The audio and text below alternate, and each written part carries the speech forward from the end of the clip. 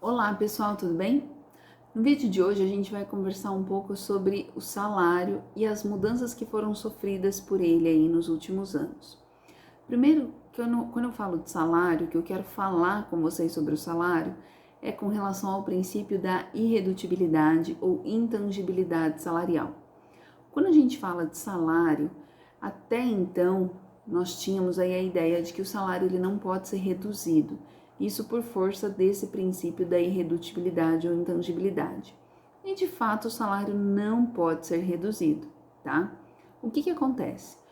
O salário agora ele pode ser reduzido em exceção quando o próprio governo, então o próprio poder executivo, também o poder legislativo autorizam a redução desse salário.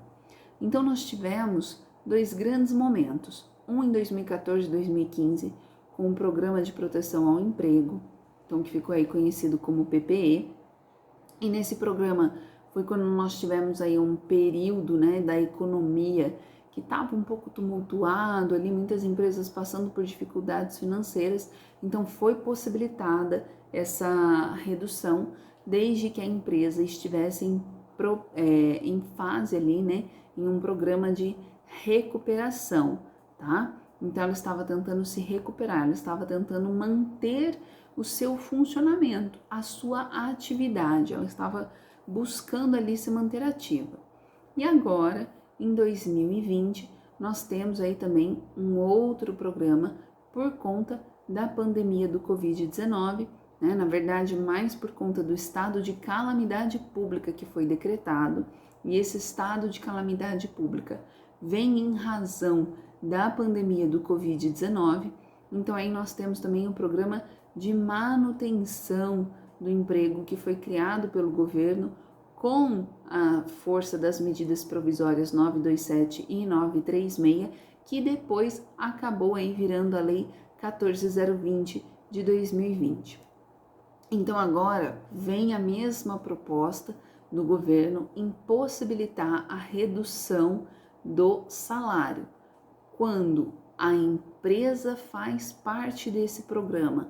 Então não é a qualquer momento, não é simplesmente assim, agora vou reduzir o salário dos meus empregados. Não, a empresa precisa fazer parte, ela precisa solicitar e informar que ela irá fazer a redução desse salário. E aí, essa redução fica aí, digamos, num critério de avaliação da própria empresa. Então, de 25, 50 até 70% de redução, tá? Uma outra alternativa que veio também foi a suspensão do contrato e que aí eu deixo de receber o salário. Mas olha só, duas mudanças que a gente já citou aqui. Uma terceira mudança que eu quero comentar com vocês é relacionada à gratificação de função.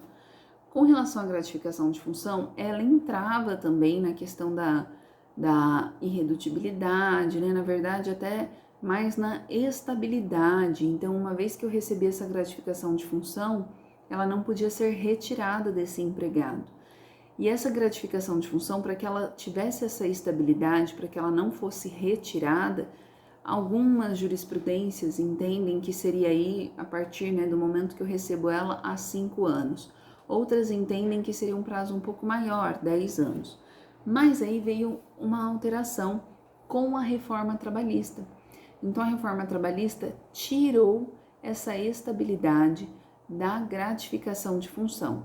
Então hoje, se o empregador não estiver mais contente com o serviço do empregado, ele pode retirar essa gratificação de função a qualquer momento e o empregado retornar ao salário que ele recebia anteriormente, sem essa gratificação de função.